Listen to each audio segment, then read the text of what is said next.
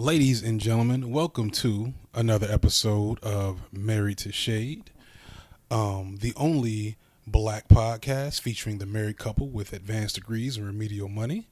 I'm your host, Fiq and with me as always is my lovely wife. Hey y'all. AJ. she's a little anxious today. She's ready. I'm sorry. She's got that heat for y'all. I didn't wait for my cue.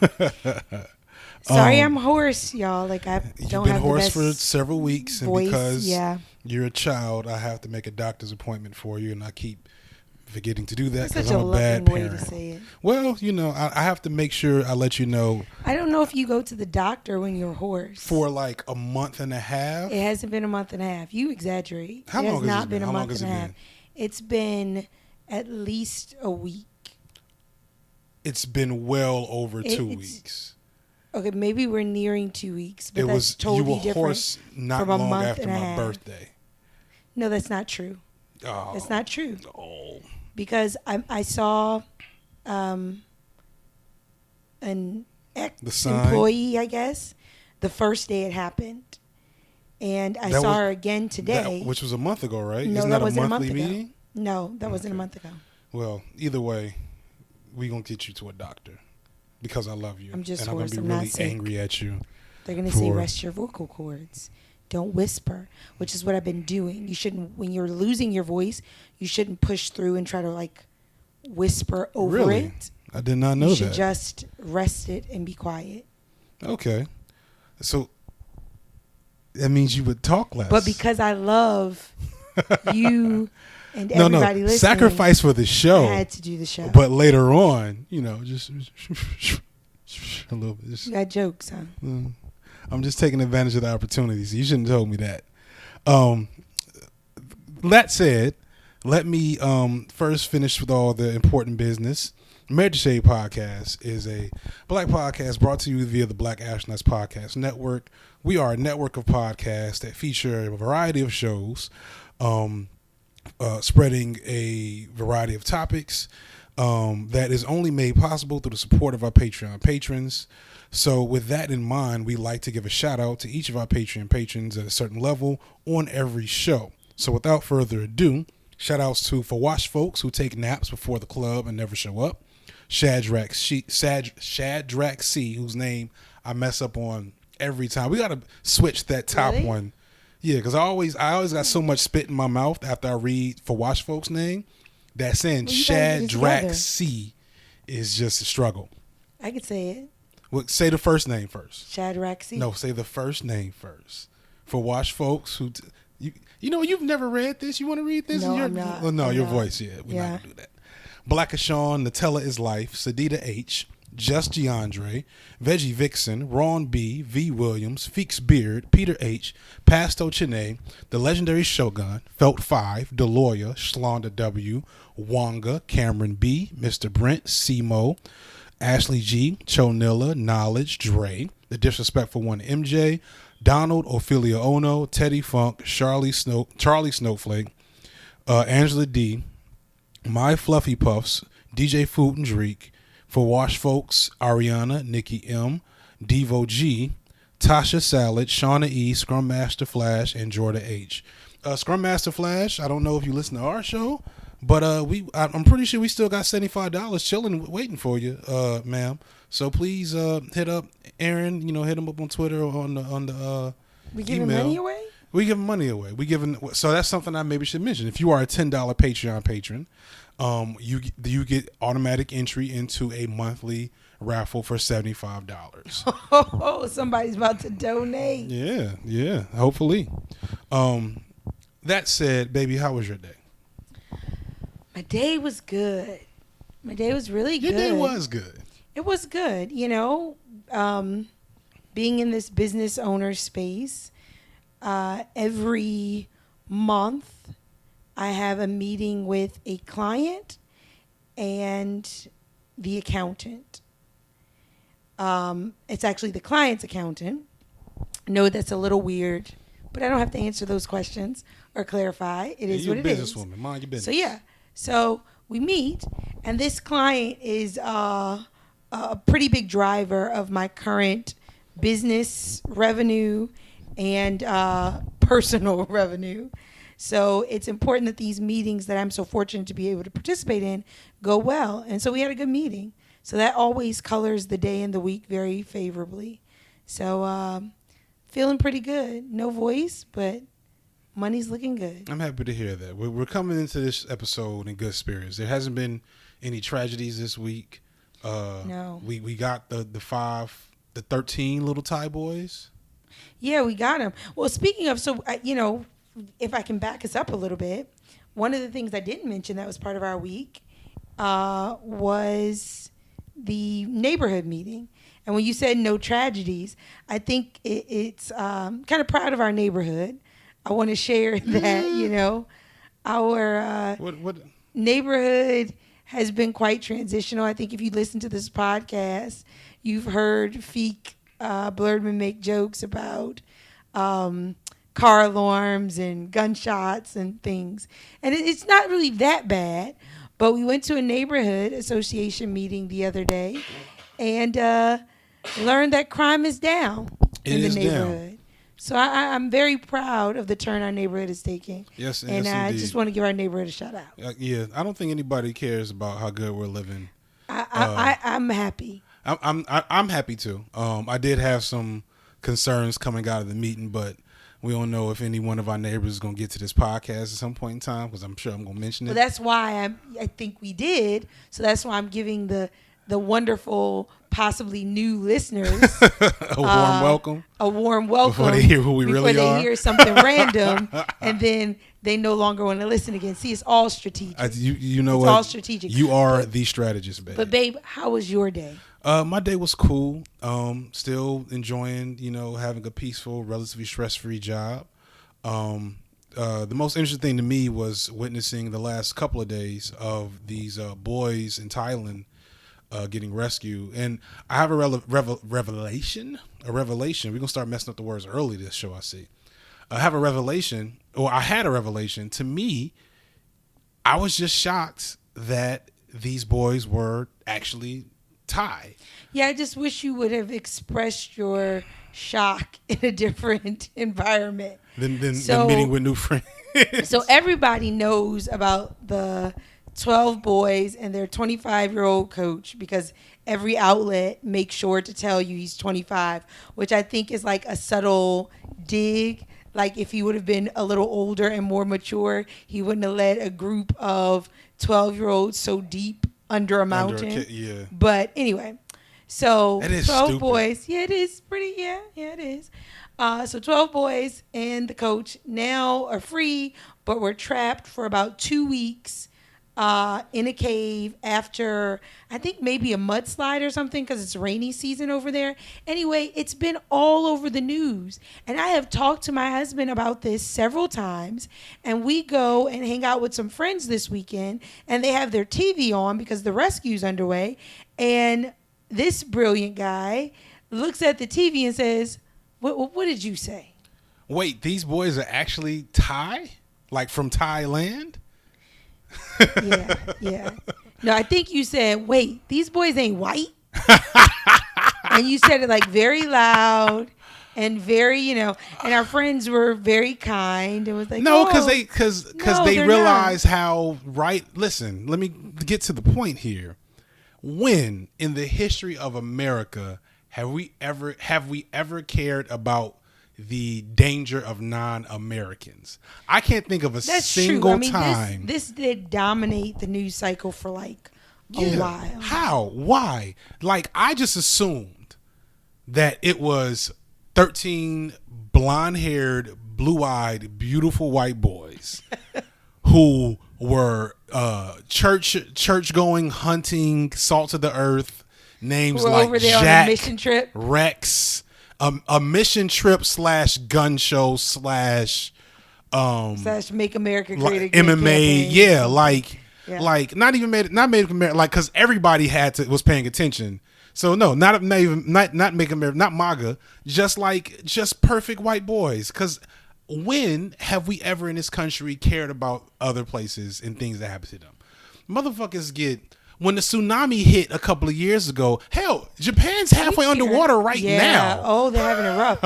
And I think like a very strong storm is headed their way. They're about Another to get hit storm, with one of the biggest hurricanes ever, and we don't care in history. no man shit about it. But these little Thai boys, we know that got a little time, man. But I mean, it dominated. I was starting to feel like, you see those memes like while this was happening, right? They did this. My Hotep right? sense was tingling because I'm like, man, what? Are we missing something? What it did put forward a Supreme Court nomination today.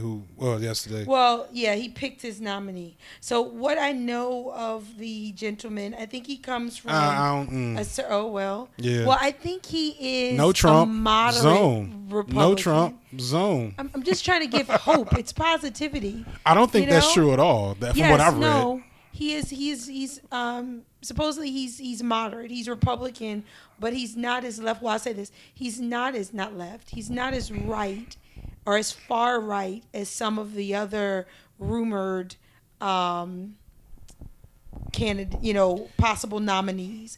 So, from the short list, he was possibly our best option as left. Well, I hope that the Democrats show some ball / ovaries and don't vote on shit until. Well, there are some moderate Republicans who have been agitated by much of what the administration has done lately, that undoubtedly will be courted to jump ship and vote to block his confirmation. So it may be an uphill battle, but ultimately, we're not going to be able to drag it out long enough for him not to get someone confirmed. So you kind of have to pick your battles, and he may be the lesser of the evils.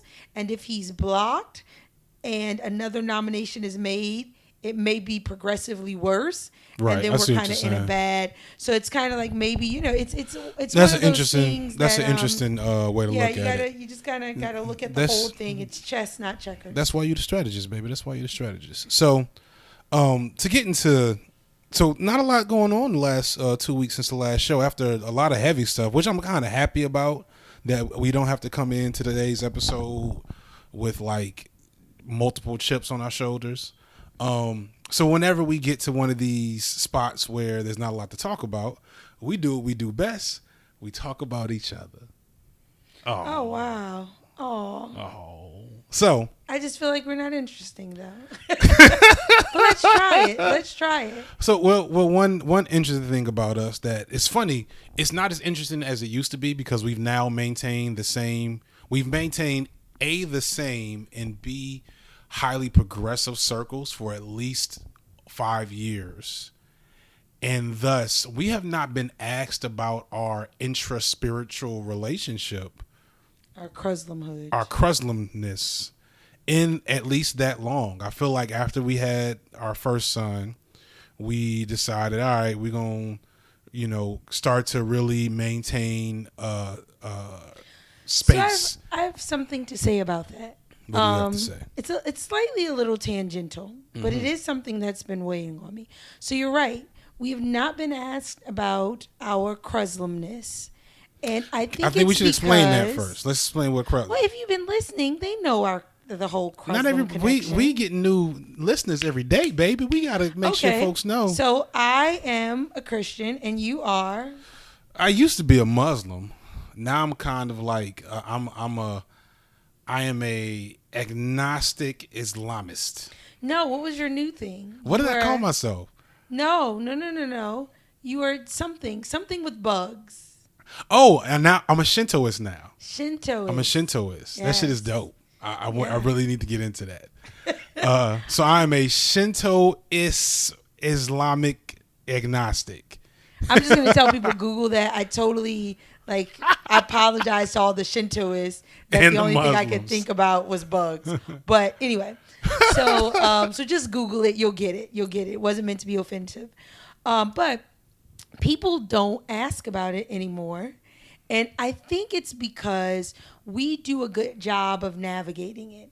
And it really comes down to us just not caring about what people feel about how we express our spirituality, and sometimes the lack lack thereof, you know. And so we kind of roll how we want to roll. Like sometimes we're really in a space where we're engaging in communities of faith, and then sometimes we're not, but we don't really solicit folks' opinions on why we choose to engage and who we choose to engage. So that being said, we have gotten lately, this is where it gets a little tangential, but in thinking about how well we've navigated people's inquiries to the point where they don't inquire anymore, it made me think of all the recent compliments we've received on our relationship. Not so much our faith, but just the way we kind of operate, right? Right. And I think I should be happy that we're getting all these compliments, right? Because compliments are a good thing. Yeah. But instead, I've had an adverse reaction.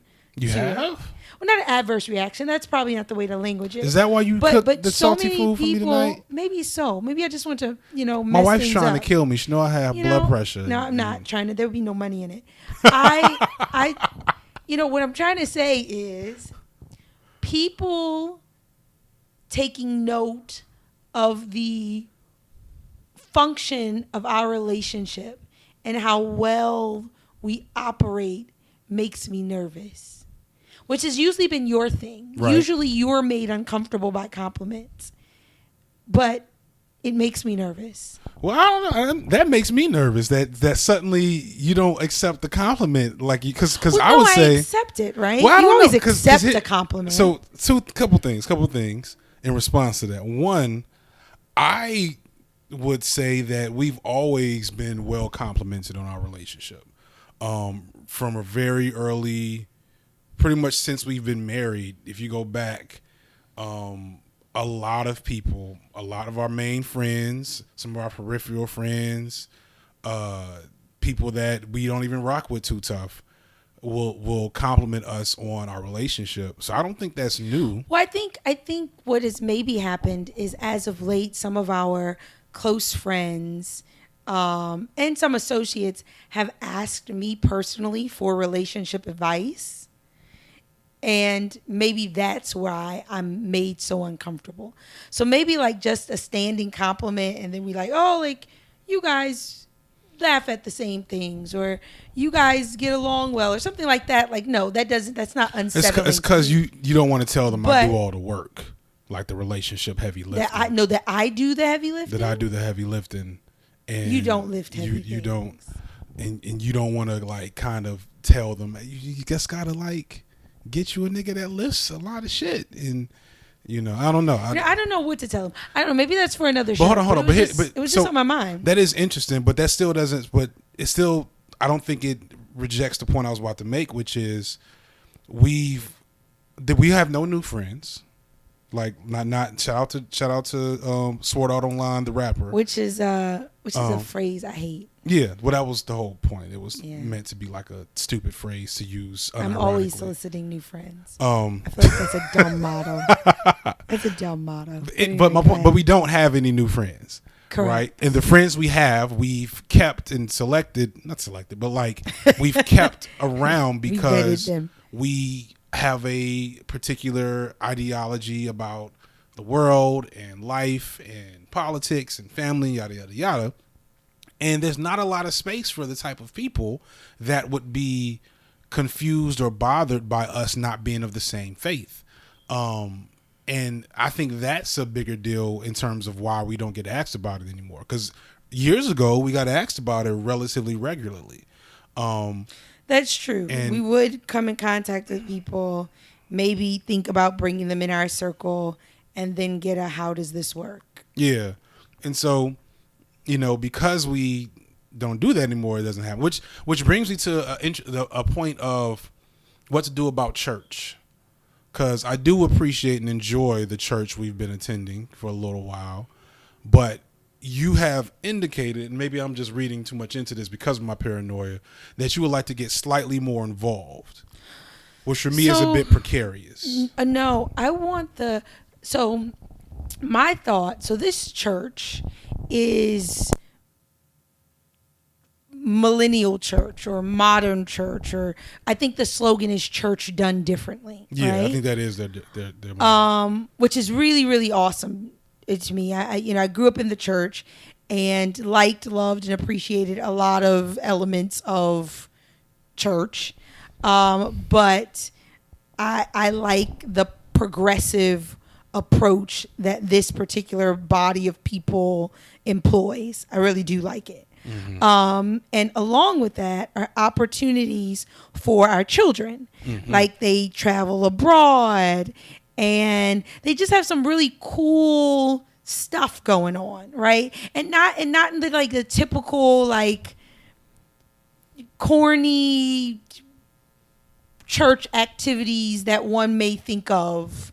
Like just really stimulating, like they do experiments and stuff like I don't know. They did a science project during Vacation Bible School. Yes, which we'll get into the fact that we went to Vacation Bible School. I think we talked about that. So I don't know, but either way, I just really like what they do. Mm-hmm. So when I say I want to get involved, it's more so for the kids. Like if there's a trip abroad, right, that's going to be somehow funded by the church community, and obviously we would support and pay or whatever.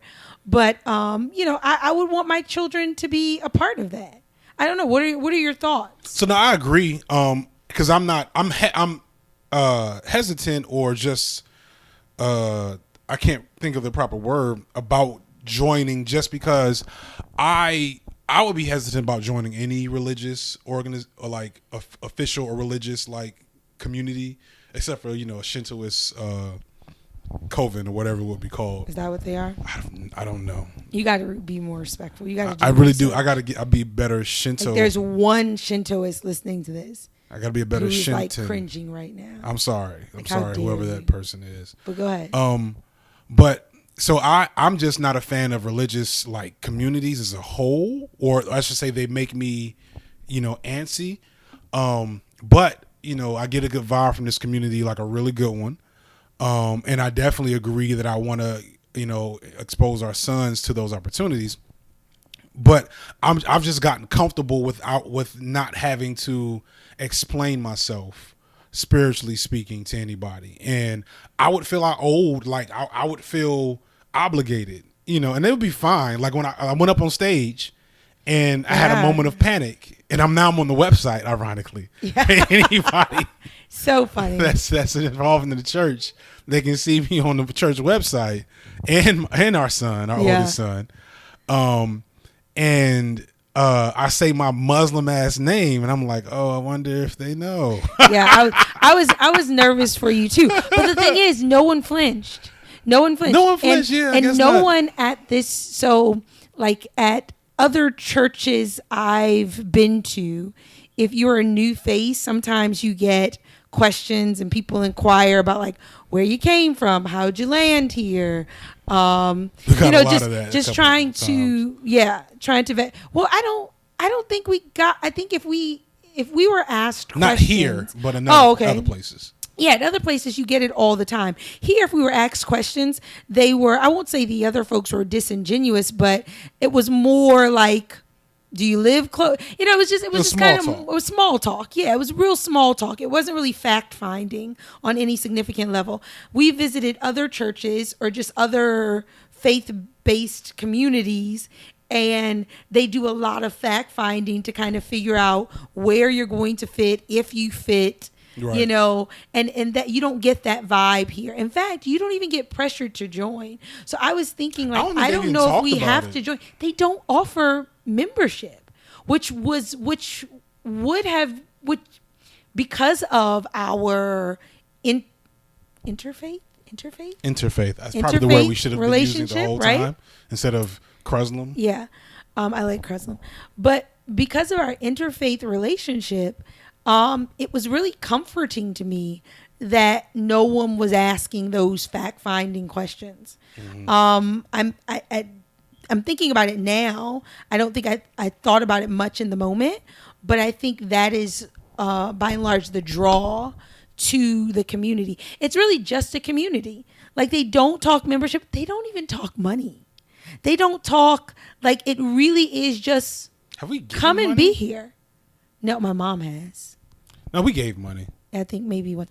But you know, I don't know. I think it is church done well because there's an emphasis on love and community and acceptance versus membership and denomination and all the other stuff that come along with big congregations, because it is a pretty large community. And so I like that. But So my main thing is wanting the kids to kind of get as much from it as they can. So with that in mind, you know, the question that if we were back in those times where we had people asking these questions, the question would be, what are we going to do with the kids? That is always the question. That is usually the first question. Yeah. That's like the first We're going to question. raise them. Which is yeah. usually my answer. Yeah. No, We're gonna we had a raise better them one. We and- had a more snarky one. What was it? I don't remember because we haven't been asked. So Yeah, we had gotten so used to answering that question. We had this really we're a snappy little lazy comeback. now. We don't. But we've we're out just of lost shape. some of the pain and Yeah. anguish from our hearts. We're out of shape. So I was thinking that, you know, I definitely want to introduce our children to to Islam or to bum religion, to Bum? vagabond religion. I mean, what's vagabond? vagabond meaning like, you know, I just go around and do. Oh, just like I don't know. I want them to understand, I guess, that we were or are an interfaith couple. So if we choose to be part of a Christian community, do you want to expose I them to other still want communities? them, if we can't, you know, like, because we want to be respectful, right? Because it's church and you don't want to exploit people's faith. So, or it's faith. It's not always church, but you don't want to exploit people's faiths. So I don't know if we can like pop up other places, but I want them to understand the whole like God is love piece. So I want them to understand that their parents were or are people of two different faiths, or people who were raised in households who practice faith differently, but that wasn't a barrier for our connection, because ultimately, like, God is love, and we understood that. So I don't know. I want them to get that concept. So I want them to get that as well. I think that I don't know if that comes from religious engagement, because I didn't get that from religious engagement. I got that from people engagement. I got that from observation of like the world. But I also am like, I think, like, you know how there's like the running joke of like lapsed Catholics. I think I'm low key a lapsed Muslim. Probably not as bad as the stories you hear about Catholics, especially, you know, the scandalous stuff that can be involved. But just, I've had so many negative experiences in Islamic communities, that I'm just not overly interested in exposing my children to it, because although there's some great things that happen, there are so many things that like I would completely reject. It almost would seem purposeless, like it would be disrespectful almost to come in and say, okay, yes, all right, yes, the women are all over there. There's you know, don't talk to that them. would be hard Don't to- talk to them. No, Yeah. you can't talk to that little girl, Me. especially our son. Our son, by the way, I was watching all the Kiki challenges. Kiki, Stop. do you love me? Are you riding? I think that's how About to it goes. edit that part. Anyway, don't. So we were watching that, and there is a challenge with Sierra, right? I think it's her husband in it. I don't know. It's her and Russell But Wilson. she's doing, did you see it? I didn't. She's see doing it. like I all just the saw Sierra dances, right? And even if you don't like her as a singer, she can dance, right? So she's doing all the like hip isolation stuff. And I literally played 5 seconds of it, right? And my son goes, "This song makes me love that girl." Oh, we have so many problems ahead. So I'm sorry. So when you said like, yeah, you have to explain like, don't talk to her, But like that would really be a thing for him. But and it's not just Islam though. Like I mean, history tells us that there is a great potential. So this is not a categorical statement. Okay. But there's a great potential for bad things in religious communities. And I love God. Mm-hmm. I love the divine. And I love, I'm so grateful for the handful of truly spiritual experiences I've had. And there haven't been many, but the ones that I've had, I'll cherish. And I want them to have that, but I would rather keep it as separate as possible from significant engagement with religious communities, just because the potential for problems is so great in my mind. That's why I like this community. So I get you. And this community is much lower potential, I would say. Much. It's low impact. Is that appropriate? Like so because I appreciate the community and I want other folks to benefit from it, I wouldn't mind giving of time and resources or intelligence to keep the integrity of it. That being said, nothing is required of you. And so like, I don't want to put us in a situation where we're like expected to attend regularly or be where church has to be scheduled in, because just kind of a tidbit about us, like we're really free form in life, period. Like, I think so. You mean like so our daily operations? Yeah. Like on one hand, we are creatures of habit. Okay. So like we're going to always get coffee. But we don't schedule a lot of things. Like one of our only points of contention in our relationship is the lack of scheduling of vacations. Like my team was laughing at me today. I mentioned to them like 2 weeks ago, I was going to take a vacation. They're like, oh, wow, that's cool. Because I don't really take vacations. So if you've ever worked with me, under me, around me, you know I don't take vacations. So the next question was like, where are you going? And I was like, yeah, so I'm not going anywhere. And it was like, what? And I was like, yeah, I'm not going anywhere. I just realized that I haven't taken off and my kids are out of school. And so like it was a good time to take off, which is the only time I take off is when my kids are out of school or sick or something. So anyway, bring that up to say like we're not planners as a unit. Like we may like say a week in advance we're going to go to the movies, right? Because we got to schedule a sitter. But for the most part, we kind of like, we want to see these people, or we want to do this, but nothing's like, it all kind of happens organically, right? We're a little freeform. So I wouldn't want to get so engaged with the community where like my free time becomes scheduled or my life becomes too, like where it takes over my ability to be freeform. I know most people only kind of do their faith-based stuff on one day, which is Sunday. So, but still, I want my Sunday. Right. And so on the flip side, though, it just hit me that maybe church is the opportunity to create to gain access to the community that I want my sons to have, that I was just talking about. We went to Polo. Let's just say Polo. Polo's wife's dad had a barbecue for the 4th, and we went over there, and it was like laying in a warm blanket. It was just it was just so good to be around melanin in that form. Just wasn't no bougie conversations. We didn't talk about Donald Trump. Nobody was asking what we were going to do about schools.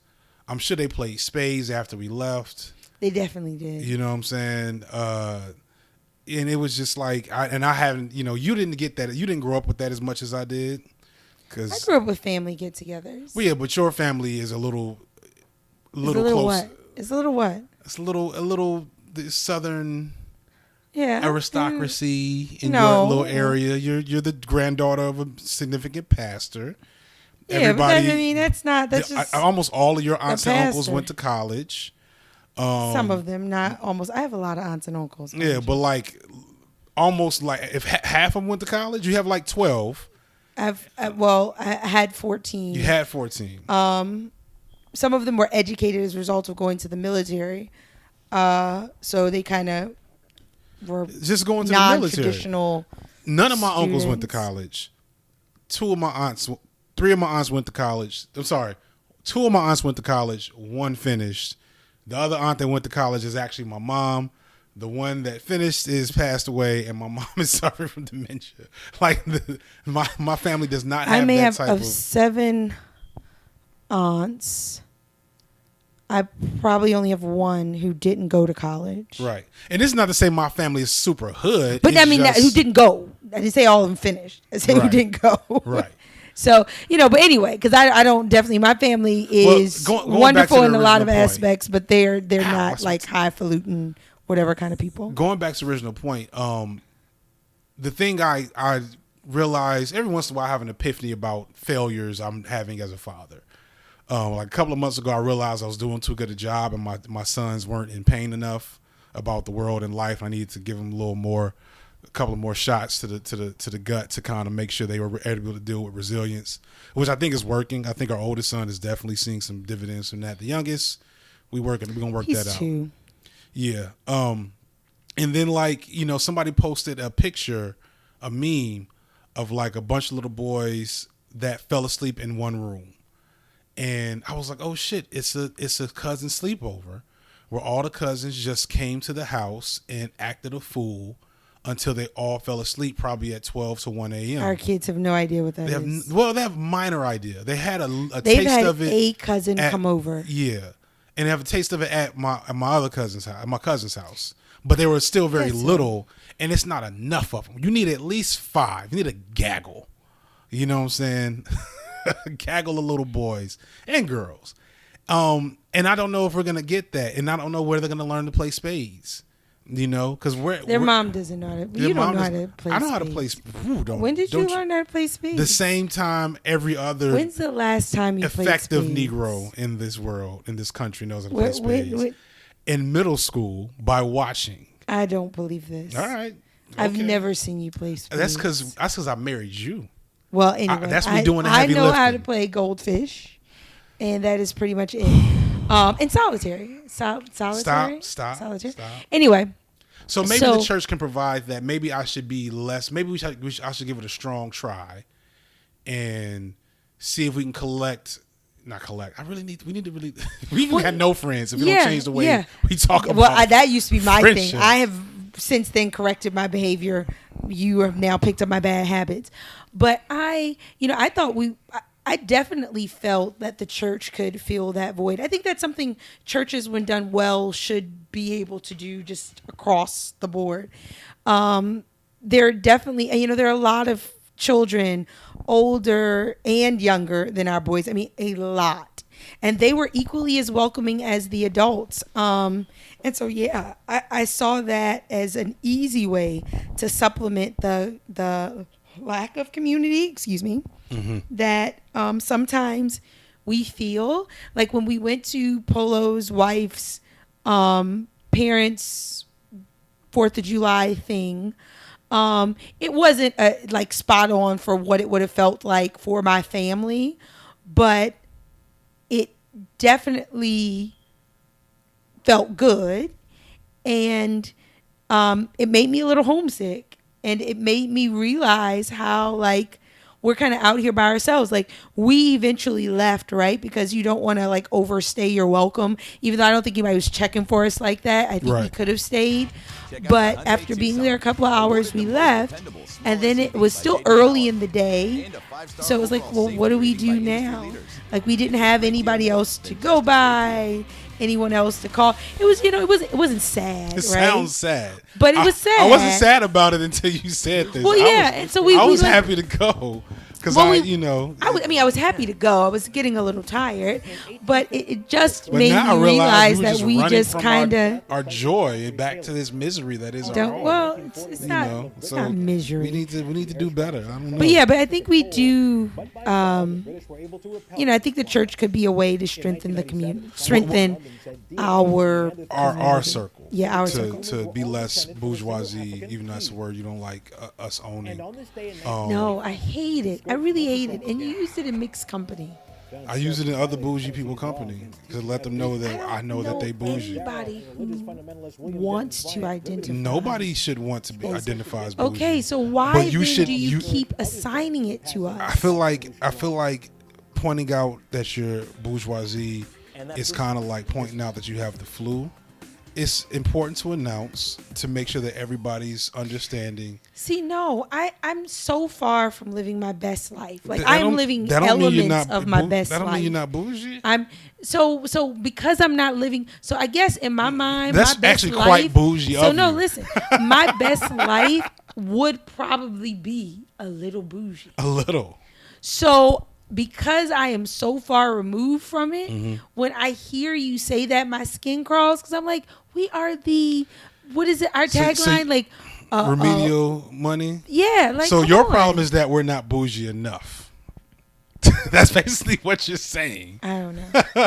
But that's isn't the song bad and bougie? It's not broke and bougie. I think that's like an oxymoron. I mean, we not broke though. We did a show a couple of months ago about our financial advisor. That's relative. Who we haven't fully engaged with, but the fact that we have that in our heads speaks to a different a social class, an economic class. It does not. And we need to, and considering my whole point in this, and I really wish we'd have had more time. I know this is tangential, but go ahead. No, my whole point in this is that because I want to make sure people understand. This is not me bragging. This is how I cope with the fact that we have entered a certain economic and social area. We haven't. Yes, we haven't, baby. I believe it's like we're living two different lives. This is I almost don't want to talk about this because I think people are going to realize that you're really the bougie one, and I'm the one trying to keep it real by pointing out that we're bougie. Baby, listen. Operationalize that for me. Like, what does that mean? Part of the bourgeoisie ruling class. We contribute to and benefit from being a part of a ruling class in this country, which of course we're not at the top of the food chain. A part of a ruling class in this country? Baby. Yes. Baby, what did we when our taxes were when we had to pay No. This is where you leave. I'm sorry. Just sit there for a second.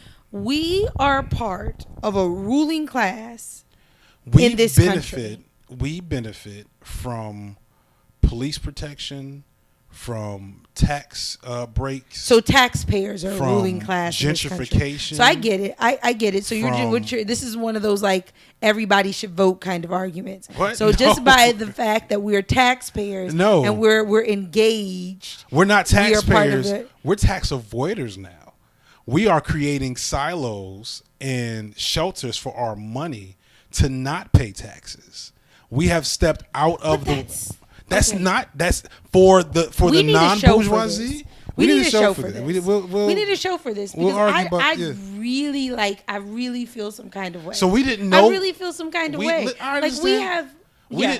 didn't know we were gentrifying when we bought this house. We didn't know what gentrification was, but we are gentrifiers. I'm fine with being. That is part of being bougie. If you are fine with being, no, that's not. Can someone give us a link? Or share the definite, like give us some way to operationalize bougie so we can then compare our life and our choices. It comes from perfect example, and I can prove you wrong. Here's another good example.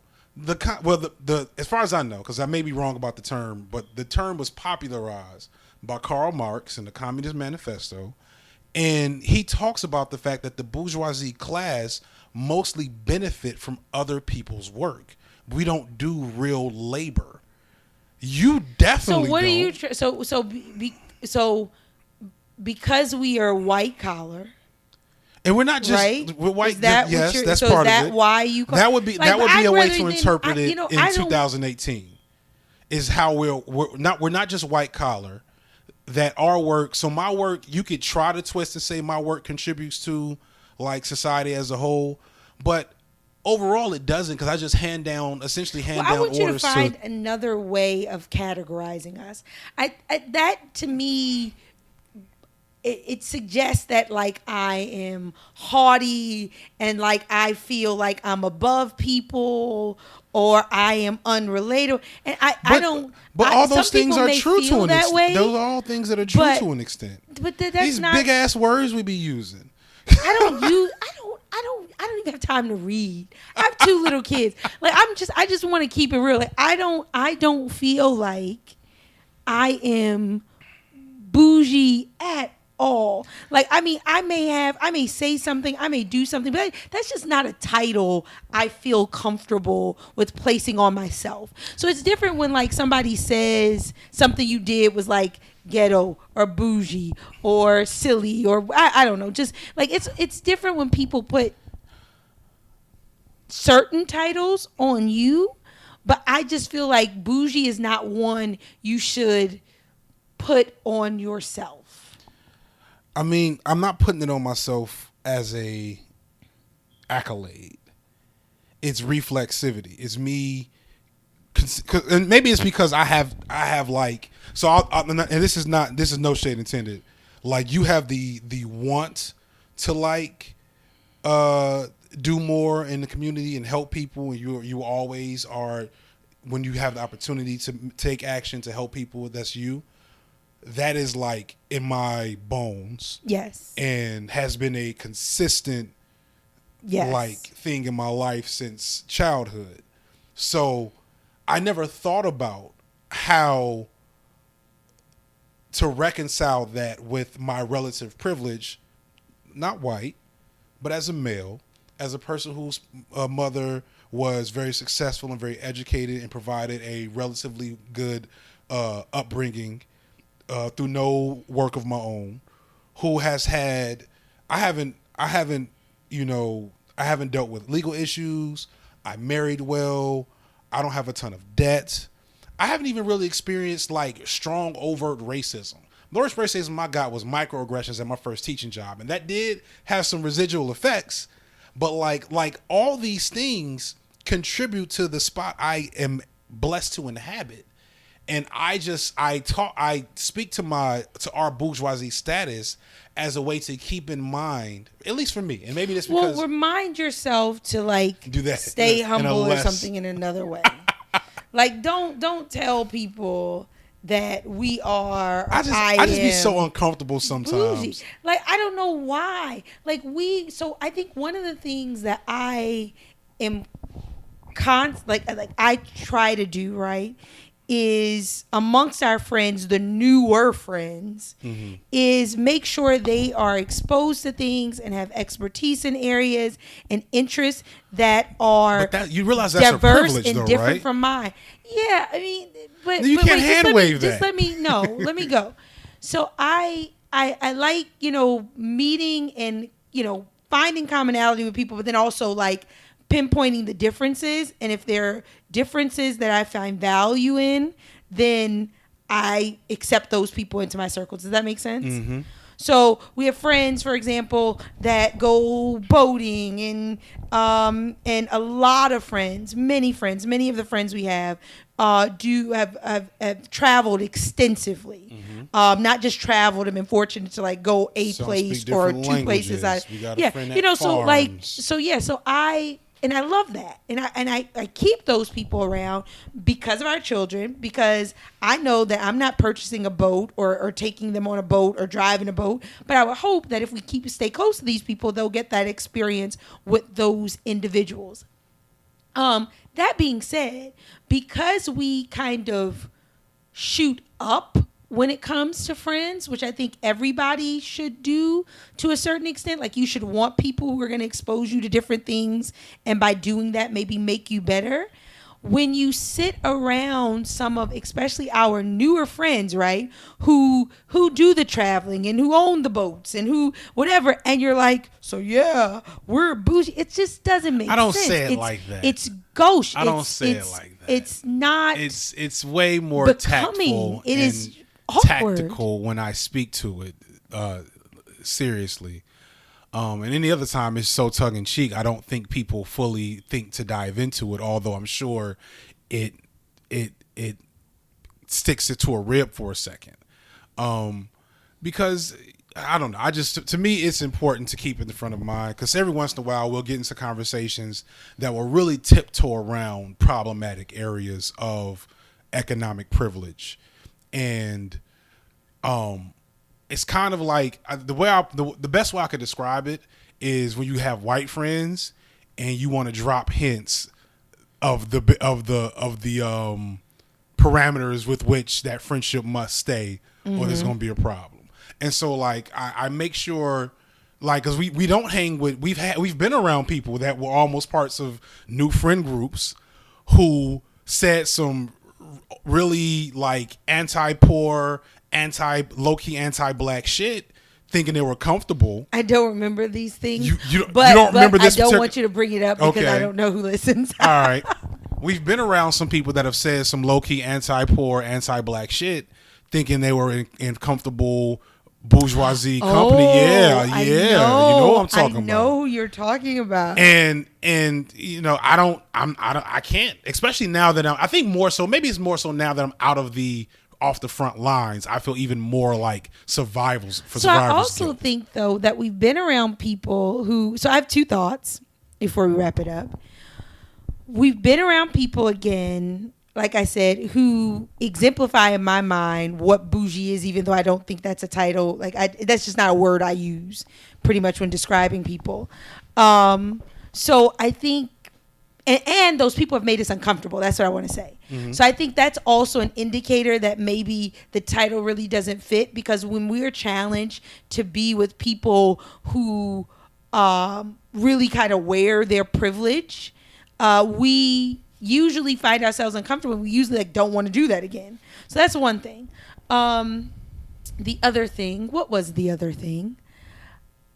I don't know. I forgot it. It will come back to me. Well, but in response to that, so here's another way of putting it that might maybe open your eyes a bit. White people are racist. Wait, what? And now some of our friends who are listening to this have just, of course, we are operating off of the definition of racist and racism as a system of oppression in which groups with power are able to exert oppressive so you can't standards. So what I do believe is black folks, and I know this is very controversial, can't be we can racist. be racist towards like Latinos at this point. Well, whatever. I don't want to go too far. We getting in the woods. But I don't believe. I'm not going to say all white people are racist. So I don't think that's what you meant. I'll let you finish. So it's close enough to what I meant, which is that all white people benefit from a racist system. That's a better way to say it. I was being glib. So all white people benefit from a racist system. Some white people are actively anti-racist because whether they know it or not, they recognize how they benefit from a racist system, and it makes them feel uncomfortable. And so they reject those opportunities in those spaces. So I have an uncle who is Mexican. Mm-hmm. Oh, not black and Mexican, 100% Mexican, right? Of course, he's by marriage, and I love him. But I don't want to say that he is uncomfortable. I think he's really takes pride in being Mexican, but he finds himself having married an African-American woman in a lot of black spaces. And the way he deals with his discomfort, or maybe it's not fair to say discomfort, but the way he deals with the fact that he knows he's not quite a member of the community sometimes he's forced to be amongst, is he says sometimes things that are disparaging about his own group. He makes a lot of Mexican He jokes. makes a lot of Mexican jokes, right? I love how you tried to like dance around that. Yeah, because I know he doesn't mean anything by it. This Right. is not good. But anyway, so he makes a lot of Mexican jokes. And so that's kind of what I think you're doing. Yes, but the difference is... And he made you uncomfortable when he did it because it's not necessary. But the difference is there's nothing wrong with being Mexican or Mexican American. And there are all kinds of problems with being part of the bourgeoisie class.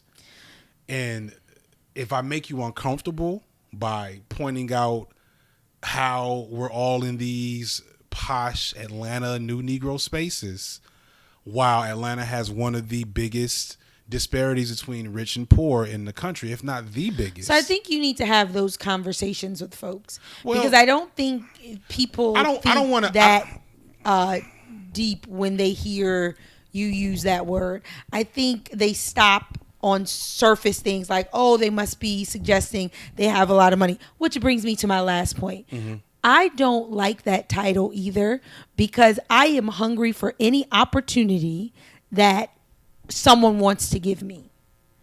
I don't, at this phase in my life, want a fancy car. You know why? Because I want somebody who has fancy car money to see me in my non-fancy car and be like, you know what?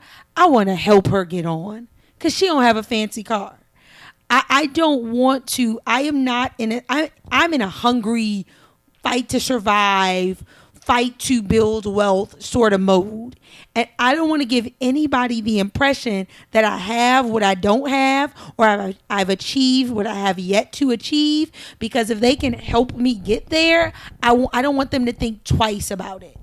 You know what I'm saying? So that's kind of how I don't like it. Like, I don't want, like, some of our, especially the newer friends, right, could be my next client or our next introduction to a circle that gets our children access to some experience or something like that. And I feel like when you use that word, or sometimes the way you will describe us trying to maybe navigate, like you said, your privilege or your discomfort in certain environments, I think it suggests that we don't need that leverage from folks or those handouts from folks. And I don't want people to think that. You want me to wear a suit and do a little dance is what you're saying. No. To the opposite. I want us not to have dance suits, for the man. So somebody tells us where you can get a suit for cheap. To bow down to the masters. No. Break it down. You know what I mean? But this has been interesting talking about us. Well, so we were supposed to save some time to talk about, especially when we were talking about churches, talk about this gospel singer that lost her mind. Oh yeah. So hopefully somebody listening knows about the whole Leandria Johnson, I think her last name is. I don't know. She sings her butt off. But I haven't bought anything. But she went on a rant. She was supposed to perform at Essence and lost the opportunity because some days before she went on a rant saying F the church and F Christianity. And it would have been good to bring her up earlier because, she has a lot of church hurt, and the community that we're looking to possibly become more involved in is a community that takes extra steps to make sure people don't experience that kind of hurt. So did it ever come out what happened and what brought her to that space? There was I think Marvin Winans didn't speak to her. It can't be that simple. I think it's that petty. I think he didn't speak to her at some event, and she just decided to go off and go on Facebook. I think she also has maybe some substance abuse stuff going on and some other things going on. But you made a statement about being a little nervous because of the ugliness that can come from engaging in faith-based communities, really diving deep. And that ugliness is real. That ugliness is real. There is a hierarchy in a lot of churches, and if you're not, on a certain level, people will unfortunately decide not to speak to you or treat you a certain way. Or if you're known to make certain decisions that maybe other people make in their own private lives, but other people don't know about it, then you can be shunned and People can be ugly. I feel like the conversation would have been better placed had we had it in the midst of our church conversation. But now that I'm correcting you on your misinformation and calling us bougie, so that part's not incorrect and accurate at all. But maybe I can hold it better. I will agree to that. I will stop tossing grenades out in the middle of conversations about our capitalist scum existence. So one last thing regarding church for today's triumphant return of Today in Shade history. Put your phone down. Put your phone down and pay attention. Pay attention to what I'm saying. And that's why this particular, damn near all the special, awards and gimmicks on the network come from me. And on my show, the one gimmick I came up with, my wife can't even, it hurts. Hence the name. It hurts. If I was supportive, we'd have to change the name of the show. Married to Support? Yeah. It sounds like we're both on drugs. So, today in 1925, the monkey trial begins. And here's where you say, baby, what the fuck is the monkey trial? What is the monkey trial? In Dayton, Tennessee, the so-called monkey trial begins with John Scopes, a young high school science teacher accused of what? What is he accused of? Because it's called the monkey trial. High school science teacher. That's evolution. He taught evolution. And the rule at the time was to make it a misdemeanor punishable by fine to, quote, teach any theory that denies the story of divine creation of man as taught in the Bible, and to teach instead that man has descended from a lower order of animals. I find that quite amazing. 1925 seems like a long time ago, but we just had one of those scares, maybe like the early 2000s under Bush too. Yeah, I feel like it just went away. I think there's some in the mid 2000s, really. Yeah, because I remember my first teaching. So I'll put a little personal information out there. My first teaching job was in Cobb County, Georgia, which was the first county to adopt the sticker that had to go in every science book in the county that said the theory of evolution is just a theory. And that was it. So it wasn't like ridiculous, but it was kind of ridiculous that you had to put that in a science book. This is even crazier. Of course, the ACLU got involved. At the time, the Democrats were still the Republicans, so a Democratic senator who was a Christian fundamentalist got involved, and just all kinds of stuff. And what happened at the end? Let me see. Hold on. I'm trying to, and the computer's locking up. And maybe it's a cliffhanger. Let's see. So the Tennessee court overturned. Oh shit! Why is the computer turning off? That would be very bad because that would be the entire show. And maybe it's okay. Woo! All right. Well, ladies and gentlemen, that is the episode of Married to Shade. We're going to get up out of here before some shit happens with this recording and y'all don't get no show. So with that said, baby, I love you. Love you too. Peace. Peace.